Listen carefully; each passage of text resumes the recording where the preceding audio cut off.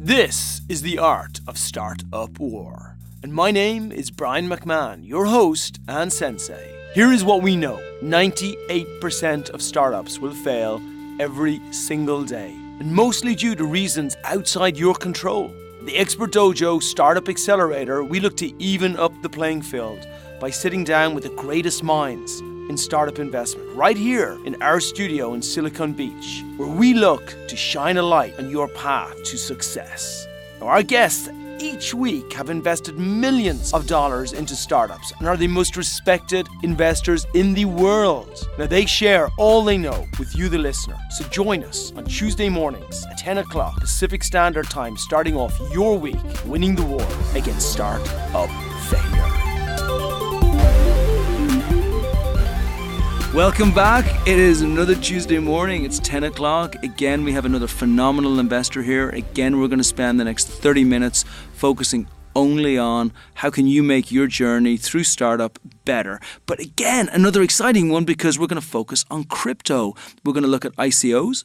We're going to look at how do you start an ICO? How do you take it forward? And we're going to look at all of it from the perspective of an investor. And an investor from a company which is called Paladin, who are absolutely deep from the investor side in the space. And we've got Pamela here. Hi, thank you so much for having me. Thank you. We don't just have Pamela here, right?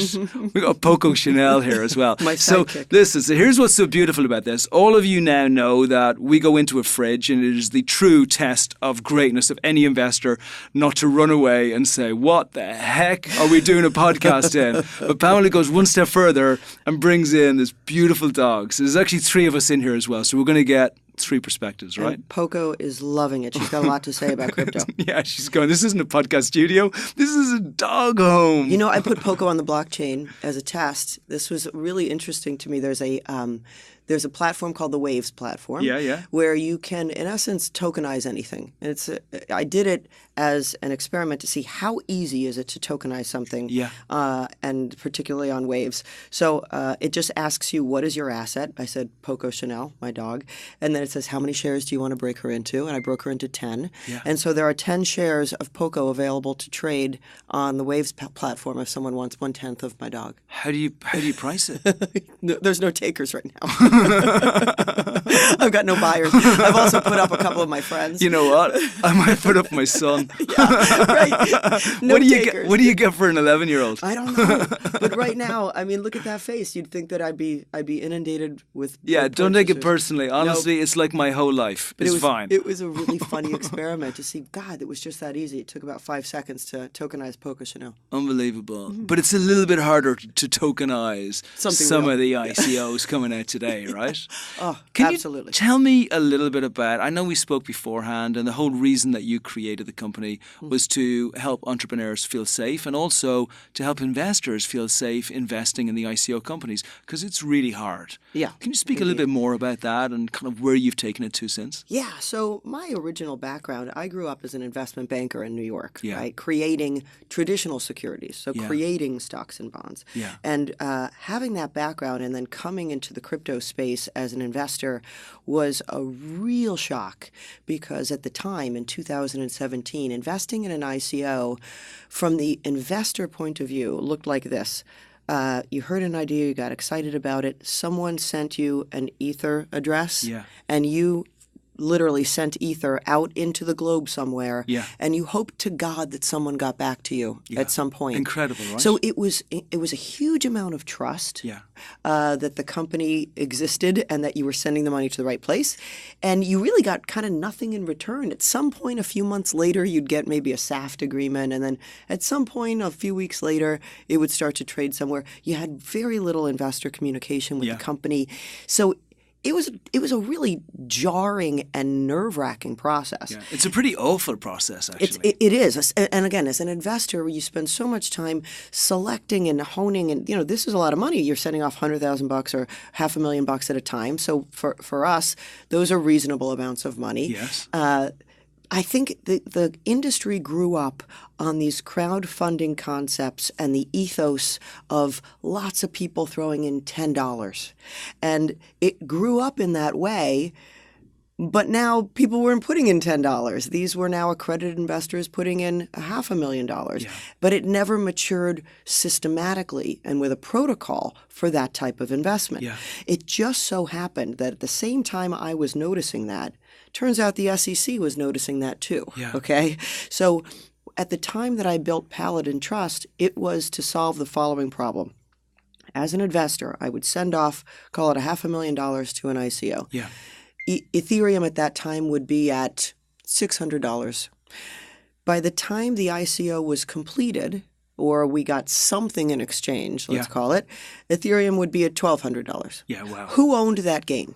They did. Evidently, that wasn't written anywhere. Yeah. Nobody knew that. Yeah. So, because you can't trade it until... Right. So in that particular case, the company was the great beneficiary of the Ethereum pop. What's happened since is now Ethereum has cut less than, let's say, a quarter of what it was in January. Yeah. Well, who owns that loss? The company does, most likely. Yeah. But more in a little bit more detail, the way these ICOs actually take place is oftentimes there's an intermediary who's collecting the funds on behalf of the company. Now, that intermediary may be holding those funds, and the company may not have that gain or loss, and the investor may not have that gain or loss. And the intermediary starts pointing fingers in two different directions going, it's not my loss. Wow. So this has now become an incredibly pervasive problem. An investor who invested in an ICO with, call it any of the feeder funds, syndicates, or launch pads that raise money for these folks, they get an allocation, $2 million, right? The investor says, here's my $500,000. That allocator may hold on to those funds. And during that time, those funds may change dramatically in value. Right. Now, the company is either underfunded or the investors lost 70% of their funds because those knuckleheads didn't send the money in on time, right? Yeah. This is a very severe issue when you've got such volatility, especially in an ERC-20-based token model, which is what most people are coming out with on their ICOs. So the problem that Paladin aims to solve and solves today is for a token-generating event or even companies and institutions that already have a lot of token, we take that value and we hedge it to the U.S. dollar. So when the investor puts in money, right, and that gets collected at the ICO at, let's call it January 1st, it's pegged to the dollar and it's traded out under our custodianship to the dollar. So investors must love this. Oh, yes. Investors absolutely love this because, number one, the ICO funds are held by a neutral third party. Yeah. So if something goes sideways, market changes, SEC regulation changes. If the deal's not going to go through, the funds are dispersed back, number one. Number two, the funds that you put in, the value of that amount is what comes back, or something very close to it with some trading, slight trading volatility by day. But you certainly don't have these 60% gaps in value. Yeah. That problem needed to be solved. It does, because that's the whole challenge with crypto. Like, the idea of crypto is a phenomenal concept, which is that we democratize money, we provide straight line transparency. Everything is wonderful. But if something is becoming a speculation tool, it'll never be a currency. And it doesn't matter if it's even for investors investing in the company or just me wanting to use it to buy an Amazon card. I'm not going to use a tool that jumps up and down by 30% every couple of days. That's exactly right. So while we've got this much volatility, now we're seeing a lot of stable coins coming out into the market. And I look forward to seeing how those will operate and how they'll change the market. But as it stands today, an ICO startup is raising funds on a platform, right? They're going to pick the horse they're going to run on. They're going to run on EOS, NEO, ERC-20, or perhaps Bitcoin. So once they pick that and they're raising those funds in that manner, they are, and their investors are, completely exposed to this unbelievable volatility. And it is nearly impossible to capitalize a company with that level of volatility and to manage a company once you've closed your round. Yeah. Let's say you close it. Well, hallelujah. Now you've got $50 million in Ethereum sitting there. Where's it sitting? And where is it sitting? Well, here's what we found out. It's sitting on a USB drive in someone's desk drawer. So because there wasn't a custodian to manage this. Banks don't take Ethereum. No. And so who's going to manage it for you? No, really. Are we saying that, like, a majority of the ICOs that have been done over the last couple of years are just sitting on a hard drive. Well, let me somewhere. ask you, where do you think it sits? I never knew. And that's the truth. And I deal with ICOs now, and we're bringing ICOs in. And I know there are certain people who are, ring fencing the US and doing stuff outside the US because they have problems and they want to be careful with the SEC. But there are other people who are doing it because really it's, in some ways, the drug trafficking route, right? So how to take really dirty money and find a bank that nobody would normally deal with and have that bank deal with your money. But you certainly can't run a legitimate business in the United States with it. Here's the really interesting part that we learned in the last 6 months. And no one told the ICO, nobody told the pre-ICO companies the reality of what was going to happen. Yeah. In 2017, lots and lots of companies were advised by the best attorneys in the world to split their offering, to have a company and a foundation. Yeah. And the foundation was overseas, right? It was Swiss or Cayman or something of this nature. And so you were going to raise $50 million, let's say, in coin in that foundation. Terrific. It's going to be, let's call it a Cayman foundation. Awesome. They never told them, no one ever figured out that no bank will take that business. Yeah. So now these companies have, call it $50 million in an ERC-based 20 token, right? Or they've got it in a smattering of tokens that they accepted, and they literally can't liquidate it because they can't get a bank account. And if they had a bank account, they've been debanked, meaning their bank says, I'm sorry, FinCEN called us, we can't take crypto money anymore. So we have a lot of really extraordinary companies, some of the best companies you've heard of that had very successful ICOs who have follow-on trouble actually managing their company going forward because of this hiccup that no one foresaw, which is you're rich with assets, but you can't actually use them. Wow. So we... suddenly, what a great idea! Like, how come nobody else tried to solve this before? No one realized it was going to happen. So it wasn't until it happened that so many entrepreneurs have their eye on the prize of the capital raise. Yeah, and there's actually never been worse advice given in any segment of any startup at any time, even including .coms and everything else. There's never been worse professional advice leading to an awful place because nobody knew. This was a whole new world, right? So even the attorneys and everybody... They're learning on the job. Everybody was learning on the job. So everyone's learning on the job, and you've got these, ICOs became bigger and bigger in 2017. And 6 months after the, capital raises, founders are saying to me, gosh, we either still can't get a bank account or we've just been debanked, and I can't believe it. Wow. And now I have to pay my employees in Ethereum. Yeah. I have to pay my rent. These are real operating problems. The capital raise is not the end goal here. A successful company is the end goal. But so many people were so focused on the capital raise being a success that the follow-on, they just assumed you could do that. Of course, I'll just get a bank account. And as it turned out, the banking system pushed back. So now what Paladin does, not only in the ICO process is hedge those assets, but for existing funds who've, like literally venture funds who've raised part of their funds in coin, or post-ICO companies that now have these assets. Someone needs to custody the assets in coin and liquidate them quarterly into a bank account. So I'm guessing you're busy. Oh, yeah, so busy. I've started several companies in the past. I have never started a company where the minute I announced what we do, I was so overwhelmed with business. God. It's really been incredible. And it's so lovely because usually you start a company and you wave your arms and you're hoping to get attention. You're hoping for somebody to care. Yeah. It's really been exhilarating to start this company and to very quickly be able to bring in people from the banking community, people from the mutual fund community, people from the trading community. These are people who had real incredible offline jobs that I've convinced to come on board and build this bridge between the crypto world and the real trading and banking world. Wow. And so for anyone going through an ICO now, what's your advice to them? Because you're so deep in this space. You see so many. You obviously have now become a massive central figure on people who've done ICOs and they're working out how the hell do we get our money? And then all of the service people around who, by the way, are all facing the same problems. And with the recent subpoenas that have gone out and hassles with the SEC, it's all a mess. It's all a mess. So Take me, I'm a general Joe Schmo. I've got a phenomenal project. It's a really good potential ICO project. It fits in nicely with blockchain. It's distributed power or something really nice like that. What do I do? Like, what should I do from the start all the way through? And even, I love your focus on the liquidity side and the safety side to make sure that you're covered and they're covered. Can you just give us like a 2 or 3 minute guideline? Yeah, here's what I would do.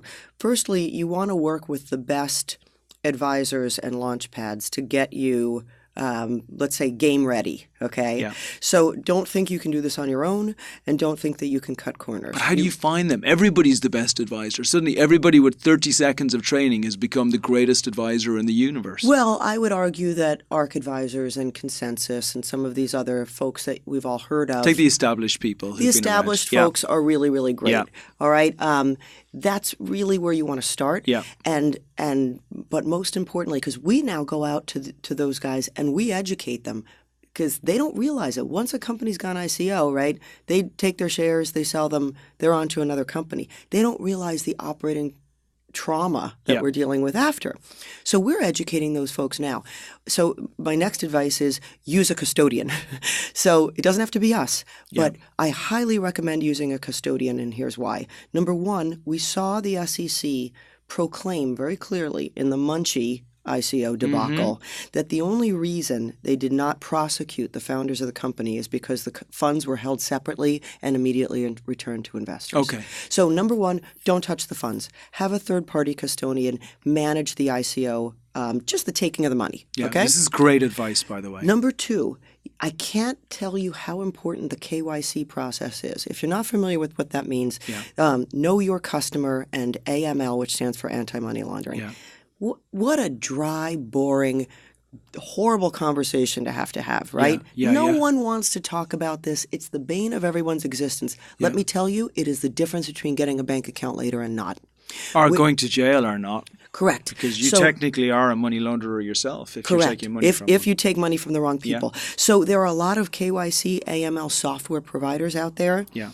We seek out the most robust ones.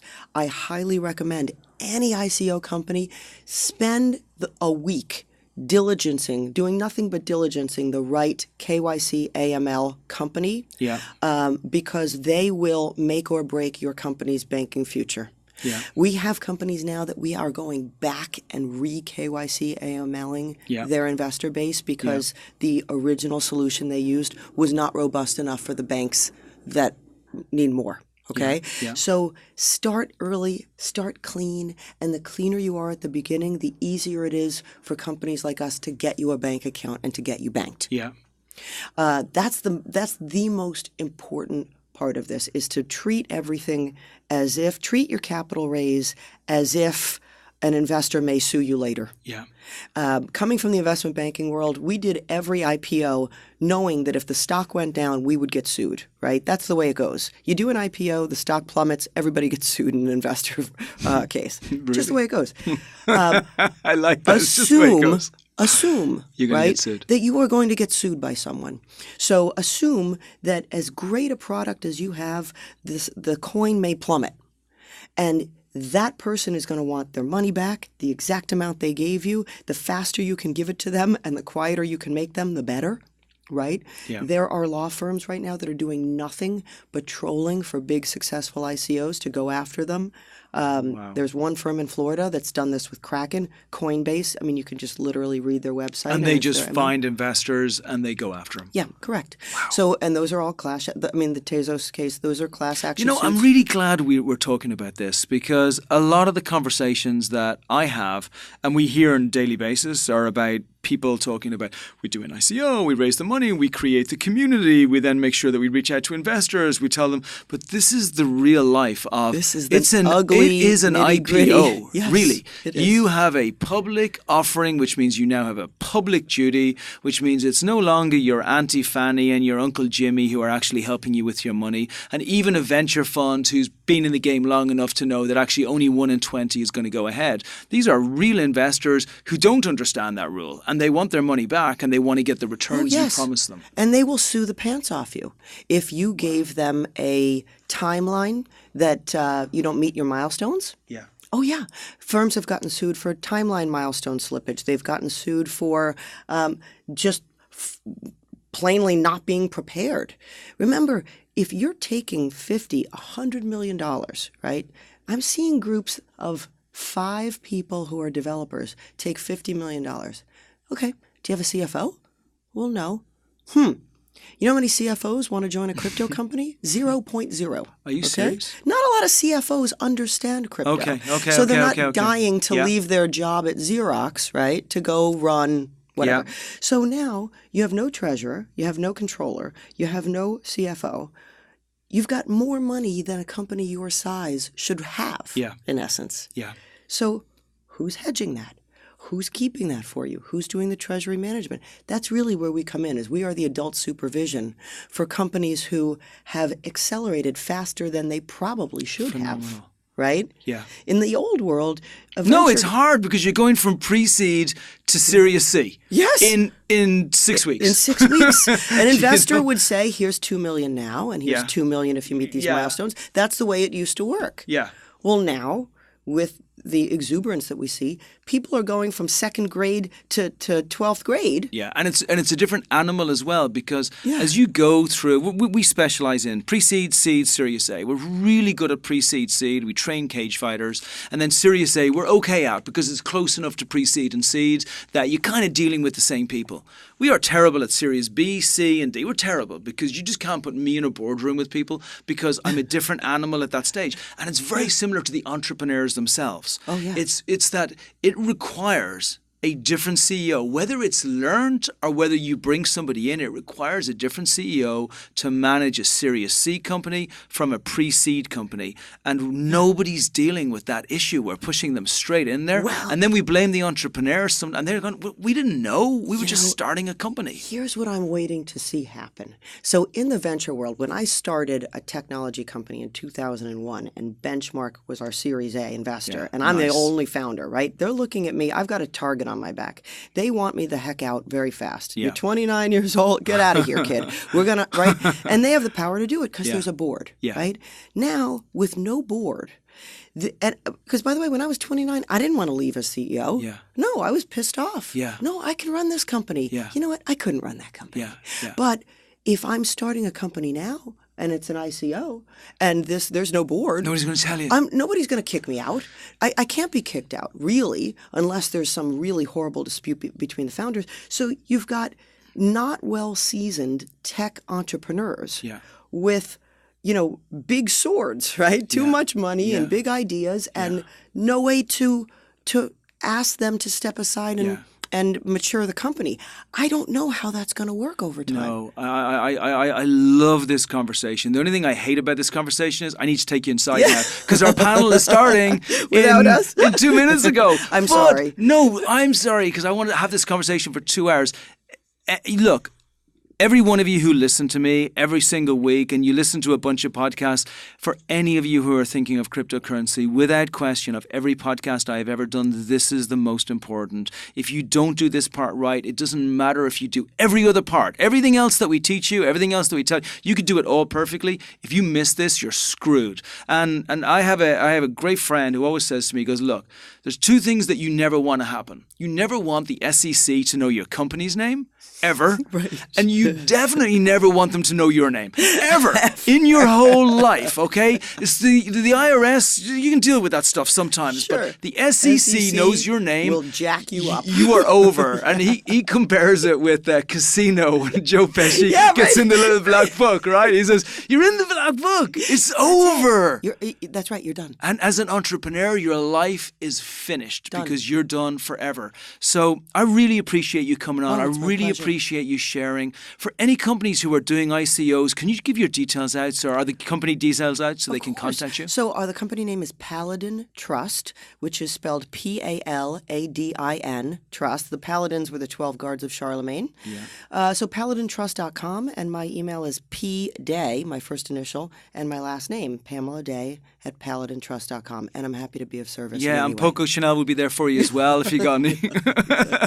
Hey, thanks for listening. We're going out out to our panel. We love you listening to the podcast. I hope you got a bunch from this today. Even if you are not doing an ICO, if you know anybody doing an ICO, you have to forward this one podcast to them because they got to know this stuff. Okay, thanks. We'll see you next Tuesday at 10 o'clock.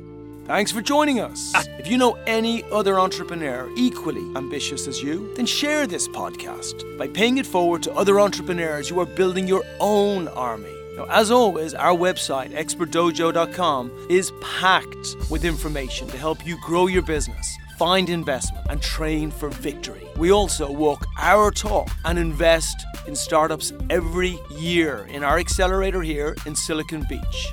You can always reach out to me at brian@expertdojo.com, and I look forward to being back here again at our regular time next Tuesday, 10 a.m. with another of the world's top investors, helping you win the war against startup failure.